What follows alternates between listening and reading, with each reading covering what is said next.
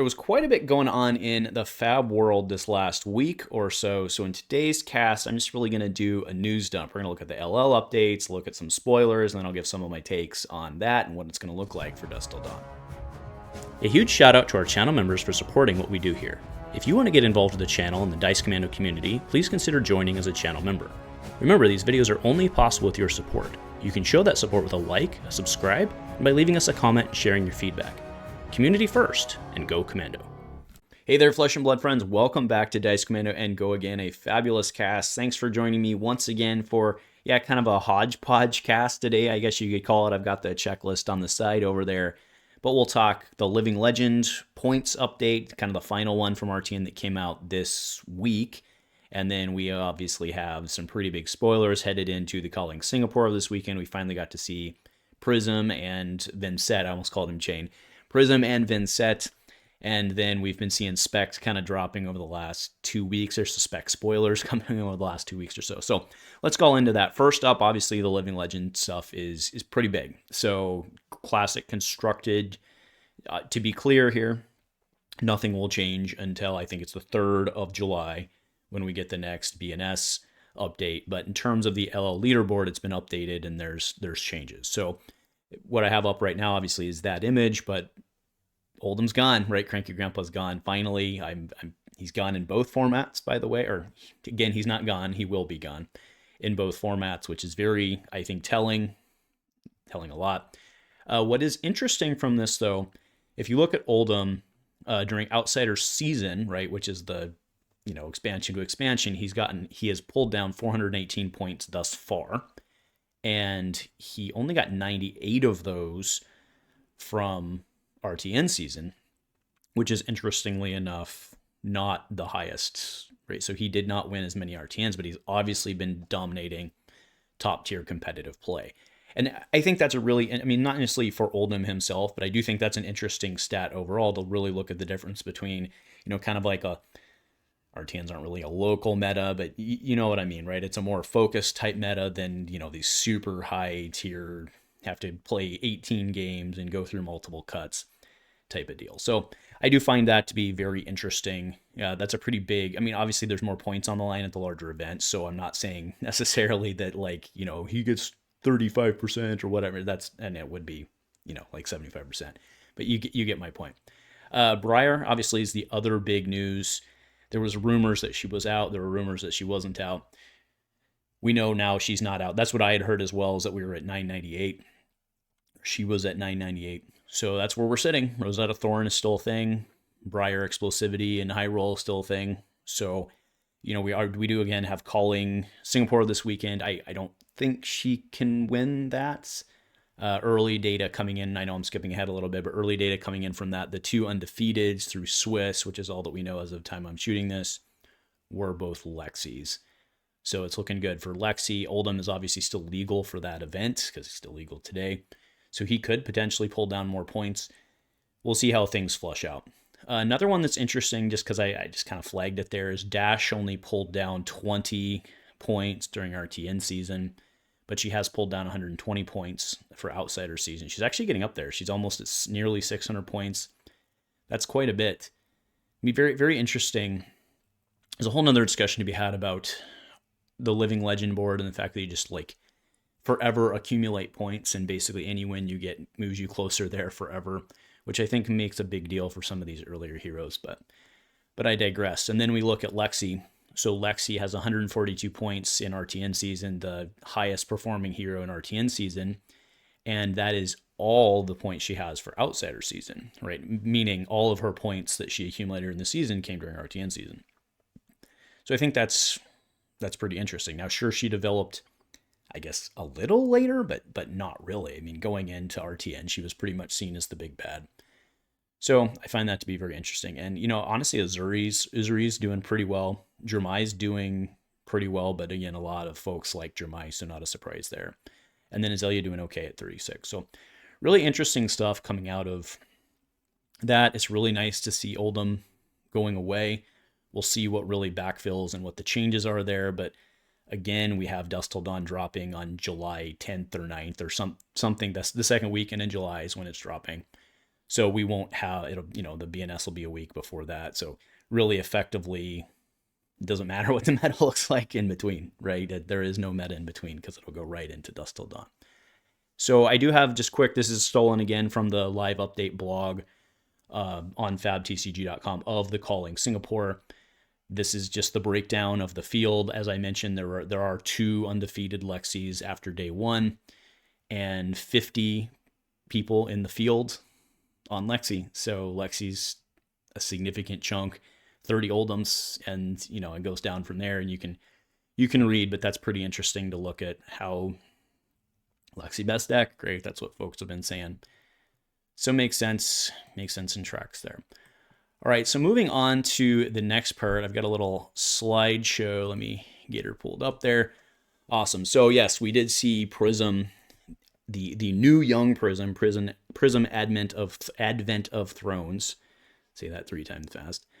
I choose not to, but this is pretty cool getting to see this and what she's going to do. So whenever a card, this cold foil image I have is a little hard to read, but whenever a card with Herald in a name is put into Prism's Soul during an action phase, you may search your deck for a fragment, put it into the arena, then shuffle, and once per turn instant for 2, banish a card from her soul, awaken target fragment you control, right? So let's go ahead and put this into context of what we've seen with, was it Belladonna or Bologna or whatever her name is. She, the new angel, right? That seems to be the way we're going here. And you can make some pretty reasonable assumptions on this, that your fragments are going to be essentially like ash tokens, right? They'll be material, probably the flip side of your angels, right? Your angel allies. It seems to make sense, and it seems to make sense that awakening them would flip them to the angel side. I mean, again, it could go any way, right? But we functionally, that kind of makes sense, I would think. So that's pretty interesting there. Bologna there, I have Bologna, right? So one thing I do want to point out in terms of kind of the math on it is, if you look back at Soraya, who was the legendary from Dynasty, that was like right? So look at the cost on that. And then, so you have once per turn instant for 2 to flip it over. And then Bologna here is 2 attack. So functionally, you're dropping it and attacking for 4, right? So I think that I think you have a curve there, right? I mean, we'll see again what all these angels do. If they do cost different, that's completely possible. But it does kind of establish that curve there. And then you go and you look at Luminaris. So this is not new, but you look at the new Luminaris, once per turn instant for 2, target angel attack. And by the way, the English on this is interesting, right? But target angel attack or attack action card with Herald in the name gets go again. Your angel does not have to have Herald in the name, right? It could be read kind of as a run-on sentence that target angel attack or attack action card with Herald in the name. No, it's target angel attack or attack action card with Herald in the name gets go again, right? You have to, there probably could put some commas in there, but it's okay. We all can know what it means and can accept it and move on, right? But so if you then add in this to kind of what we talked about, giving that angel go again would be another 2. That's starting to get expensive. And then you go back to Prism here. I know we're popping around, but kind of have to track stuff. It has to have, you have to put something with Herald in Soul. And that, again, that doesn't mean that's the only way to get your angels out. That's not what I'm saying. But in order to do this thing, it does have to have Herald in the name. And we already have, I believe, all of the Heralds in Monarch, right? We saw the Herald. So I don't think you're going to get more. The lore people can check me on that, but I think it tracks that we have all of those, because I was pretty sure somebody at one point told me that all of the angels are accounted for, right? All the heralds are accounted for. So that's, yeah, I mean, I think we have a pretty good concept of how her playstyle is going to work. And again, going back, she has 16 health. So that seems interesting. I mean, some of these angels there must be more to it than that, because at 16 health, that implies she's a pretty aggressive hero. And if you're not able to, right, if you run up against somebody with poppers and you're not able to get those heralds in your soul, you could run up against problems getting them out and being aggressive. So the 16 health kind of implies that there's other ways to do stuff. We do know, based on this, that a card like Soul Food should trigger and do things for you, and that's pretty scary. So we'll obviously have to see. I mean, that's the point of early speculation and all that. But I think she's a really interesting conversation because I think we can pretty much guess what her play style overall, or at least how her play pattern is going to be overall. And then we'll see how the rest of it fits in. Do keep in mind, though, in Blitz that she can use Luminaris, like OG Luminaris, right? So we'll see for how much longer. But this is really interesting. And then keep in mind, right, we are still expecting to see a adult Prism, right? So this might not actually be relevant to young Prism, so we'll keep our eyes peeled. All right, let's go ahead and talk Vincent. So Vincent, remember, this is the young Vincent. We will see this is the adult version as her. There is an adult version that will have this ability. So at the start of your turn, banish a card from your hand, and if you do, create a rune chant token. Whenever you play a shadow non-attack action card, you may pay 1 health. If you do, the next rune chant effect that would deal damage this turn can't be prevented. Now, there's been a little bit of confusion. This is very clear on what it says, right? There's been a little bit of confusion on how people are misinterpreting it, right? So there are people out there misinterpreting it. If you, say, drop Revel in Runeblood, okay, it doesn't create 4. You can't pay 1 and create 4 unblockable Arcane. You would pay 1 and make one of those rune chants. Right, when you would play it, you would pay 1 and make one of those rune chants, the first one, unblockable, unpreventable. Okay, so this, it's not stupid, uber crazy, right? It's not like a uber effect for swarming. What it does is it lets you punch through on those if you have dealt arcane damage this turn effects, right? So it's stuff like Consuming Volition, Meet and Greet, for some examples. That's really what this is seeming to imply as well. So you can start to see at least a potential play pattern there for Vincent. We do have Flail of Agony, which is his. We've seen this for a while, which is pay 1, attack for 1. When it hits, create a rune chant. We'll see what this. It seems to me there's probably another weapon for him, but there might be. I mean, there will probably be some very clear play pattern for this. I don't have too much to say about Flail of Agony because it doesn't seem that good with what we have. But again, it's pretty early. Right, the Phantom Banshee that we saw a while back is one of the first spoilers we saw with RuneGate. This thing is really scary with a card like Revel in Runeblood, right? So if you RuneGate, if you control rune chants equal to or greater than Phantom Banshee's cost, right? So that would apply to essentially a 2 cost would do 2, a 1 cost would do 1, and so on. You can play it from your banishment without paying its cost. Now keep in mind that you can't reduce it. If you have, in this case, if you have 2 rune chants, you can't reduce it by 2. You have to have 3 and play it for free. So that's how I read that, and I'm pretty sure that's how it works. Right now, this episode has Blood Debt, which is fine. But again, something like Revel in Runeblood, where you drop it, you now have 4 rune chants, and you get to play this for free from your banish zone. That's really freaking scary. So we'll have to see how that develops, but it seems to be a pretty scary play pattern. All right, let's go ahead and move on to the specs. Not all my images are super good. That's why I've got them so big across the screen.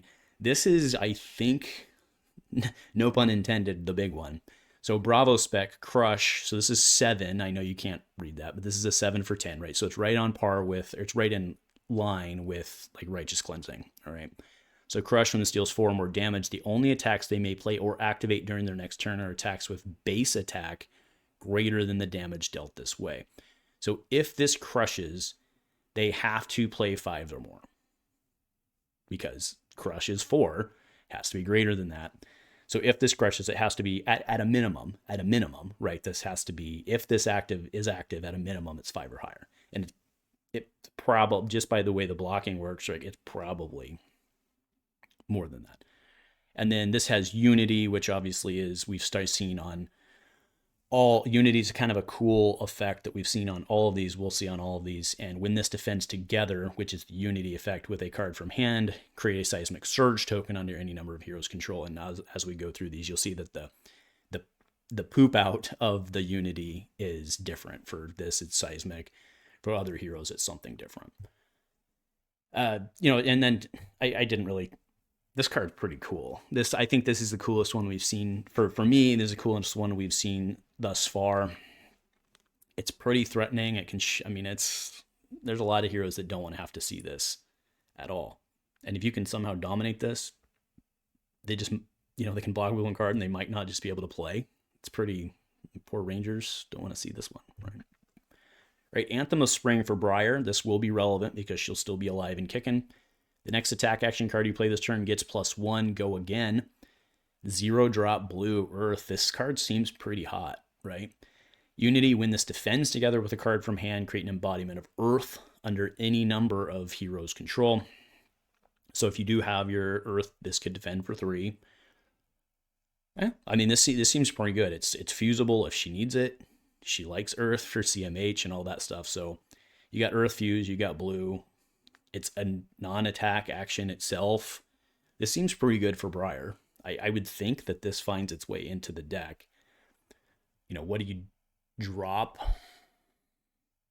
Maybe so tomorrow's. I don't know. But I think you can find room for. This. This seems pretty decent. I know it's only +1, but this seems pretty decent.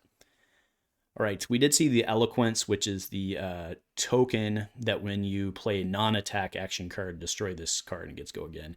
This thing's pretty scary for stuff like, Tome of Find All, right? You played Mage Masters for that, so that's pretty interesting.